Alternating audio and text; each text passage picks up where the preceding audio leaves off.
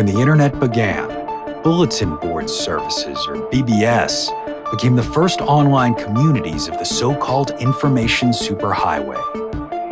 Using their phone lines, people logged in from all over America to talk about sports, games, movies, and on one BBS in particular, share their ghost stories. Over time, those communities all went dark, except for one lone server that continues to operate somewhere in an unknown part of Pennsylvania's Rust Belt. A relic of the 1990s, veiled in mystery, it is a digital archive of humanity's strangest encounters with the unknown, as told by the people who experienced them. My name is Brandon Schexnayder, and you are listening to Fear Daily. Subject: Starlite Swim Club. User: Wreck-N-Roll0. Posted June 14th, 1998.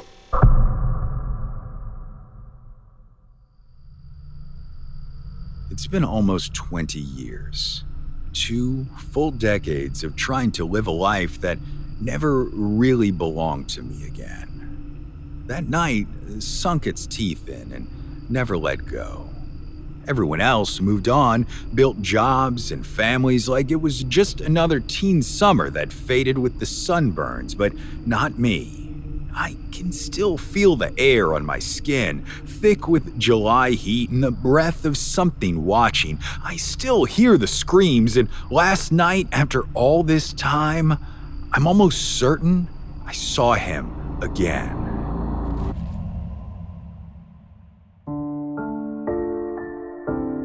My boy asked me if we could go to the swimming hole with a rope swing.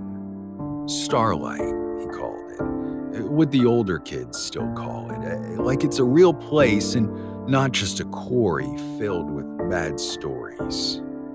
That name stuck from the 60s when it was more popular, but even back then, it was just an old rock pit with steep walls and black water.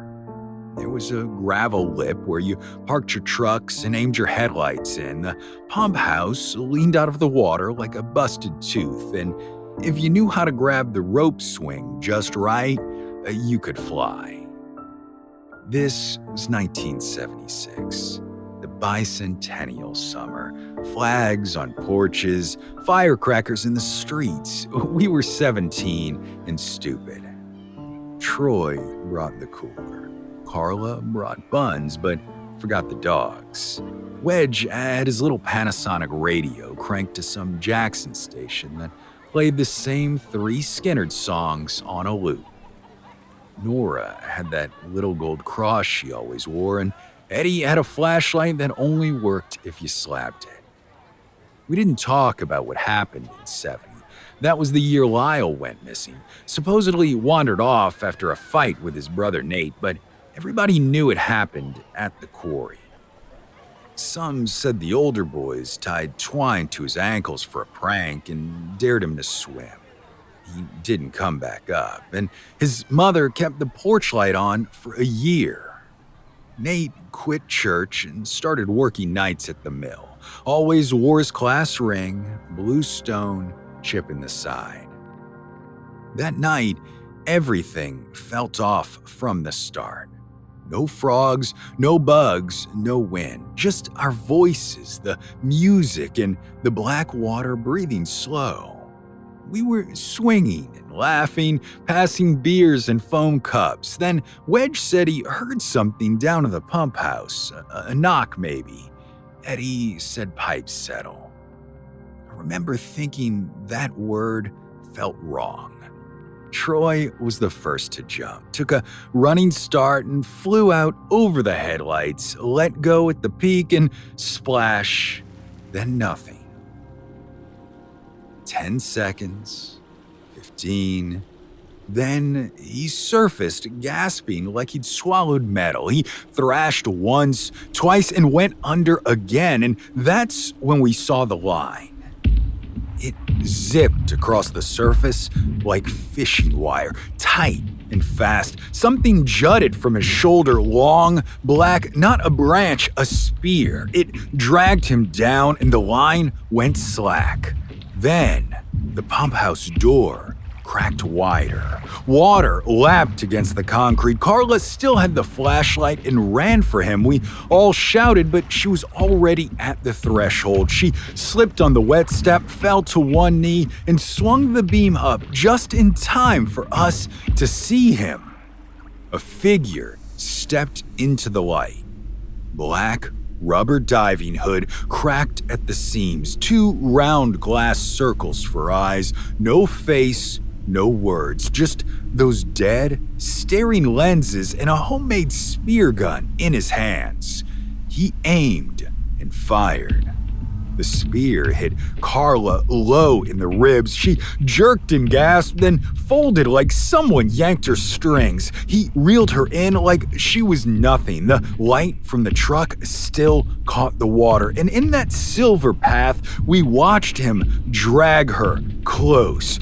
I won't lie, I ran. I grabbed the rope swing. Wedge grabbed my shirt and used me to get speed. We launched together, let go mid-air. I hit the surface hard and dove deep, arms out, lungs screaming. When I came up on the far shelf, I turned back and Eddie knelt beside Carla. Nora was praying so fast it sounded like static. The man stood ankle deep in the pump house, hauling in the line.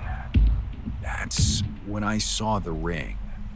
Class ring, blue stone, chipped.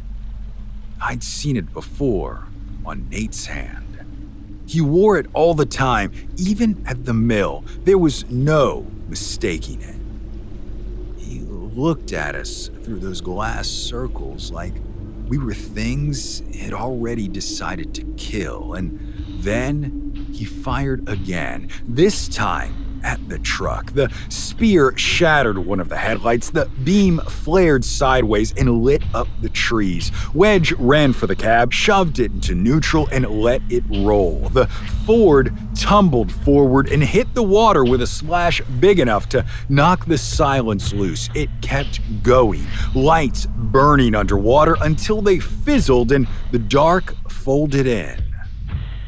All that remained was the soft glow of Wedge's radio dial playing a jingle for carpet. I didn't wait. I ran the quarry rim, climbed to the road, and banged on the first farmhouse door I found. Some old man called the sheriff. By the time the deputies arrived, the pump house door was bobbing open. A flashlight floated. Carla and Troy were gone. Wedge too. The report said accidental drownings, and we were told not to speak to any reporters. Nate left town not long after. No charges, no search. It was easier that way. For them. I tried to move on. I got married, got divorced, raised a boy, built a little life on top of the wreckage. Then, last night, I drove past Starlite and caught a reflection in the fence. Two glass circles staring out from behind the no trespassing sign. My headlights were the only ones for miles. I didn't stop, and my boy will not be going to that quarry, ever. I'm typing this now because someone else might need to read it, and if you've seen what I've seen last night or decades ago, you already know what's still living down there in the dark.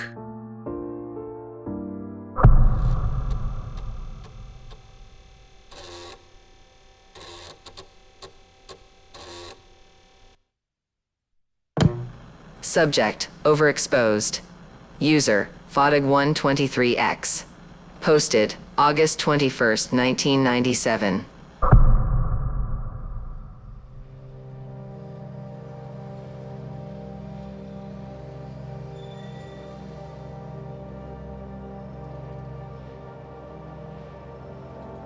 They told me I was burned out.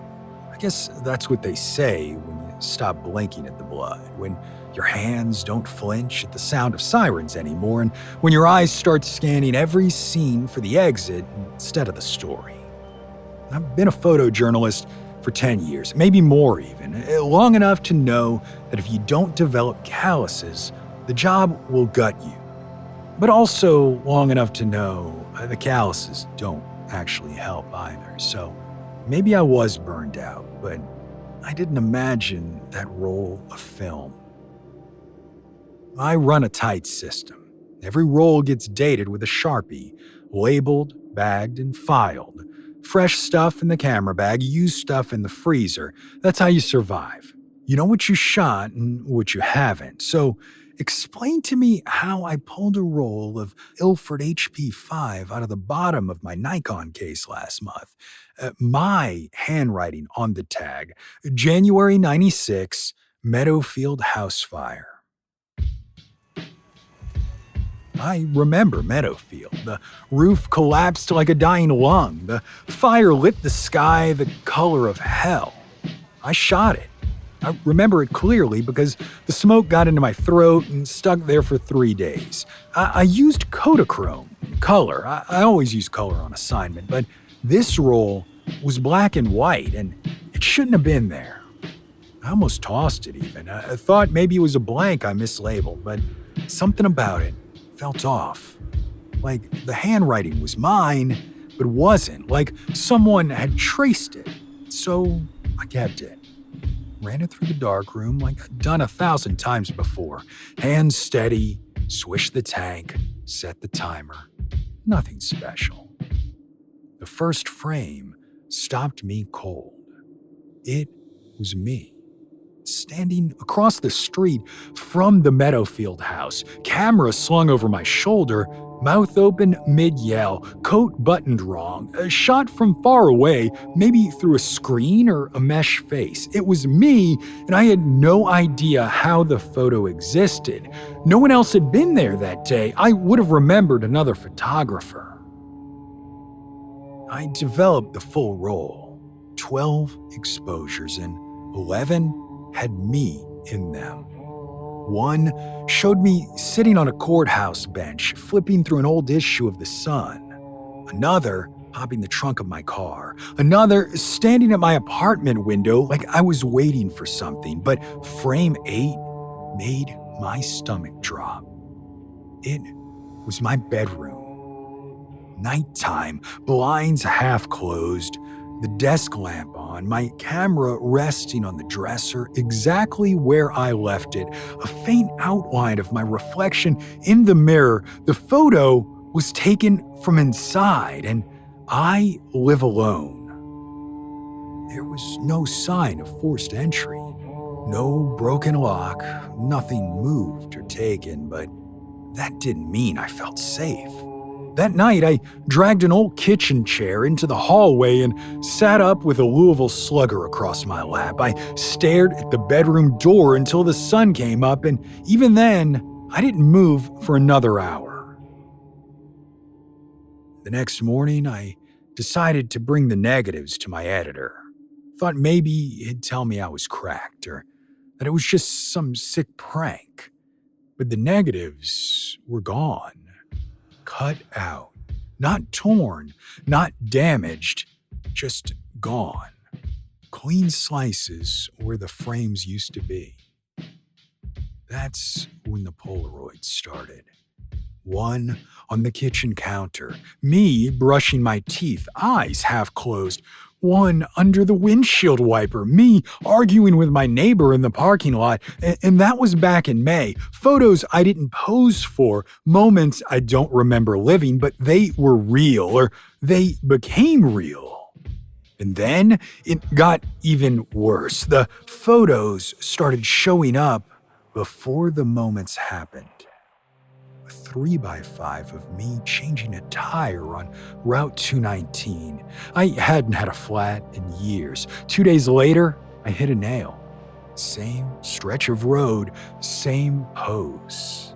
Another photo showed me at a pharmacy with freshly cut hair. A week later, I got the cut, and I didn't even think about it. I just walked into the salon like I was being pulled by a string. I started looking over my shoulder more. I checked store window reflections, stared into glass doors, thought maybe I'd catch them, whoever was behind the lens, but there was never anyone there. Just me and the shape of me behind me. The photos were setting the stage, forcing me into place, like something was dragging me toward a version of myself I did not recognize. I stopped going to work, told them I had the flu, then bronchitis, then something worse. They stopped asking. I tore through my files, pulled every photo that didn't feel like mine, ones I didn't remember taking, ones where the light was wrong or the focus was just slightly off. I burned them all in my kitchen sink, and when the smoke curled up into the ceiling tiles and set off the alarm, I let it ring.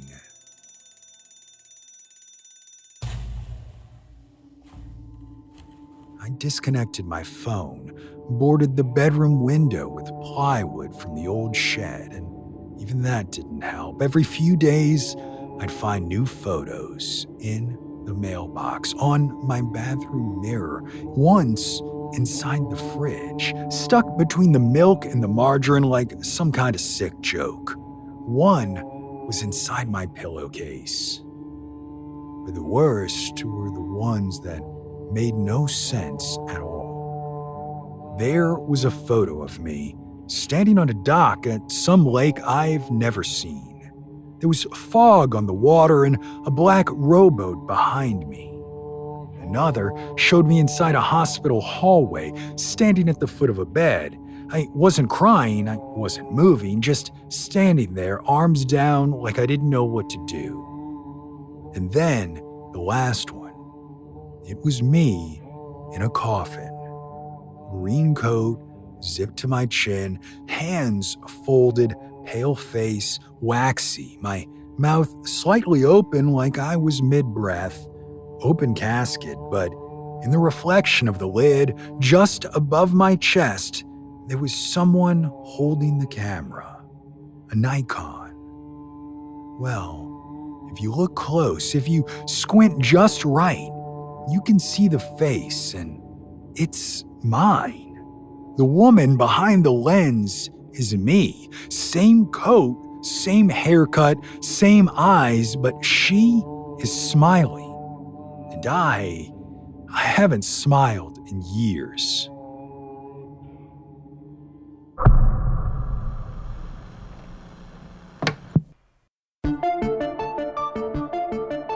Fear Daily is an independent podcast hosted by Brandon Schexnayder and written by Brennan Storr, with Joanna Smith serving as the consulting editor, audio production by Rachel Boyd, and sound design by Southern Gothic Media. This podcast is a work of fiction. Names, characters, places, and incidents are either products of the author's imagination or are used fictitiously. Any resemblance to actual persons, living or dead, or to real events or locations, is entirely coincidental. Ad-free versions of Fear Daily are available now on your favorite podcast apps. For more information, visit feardaily.com. But move fast, before the server goes offline.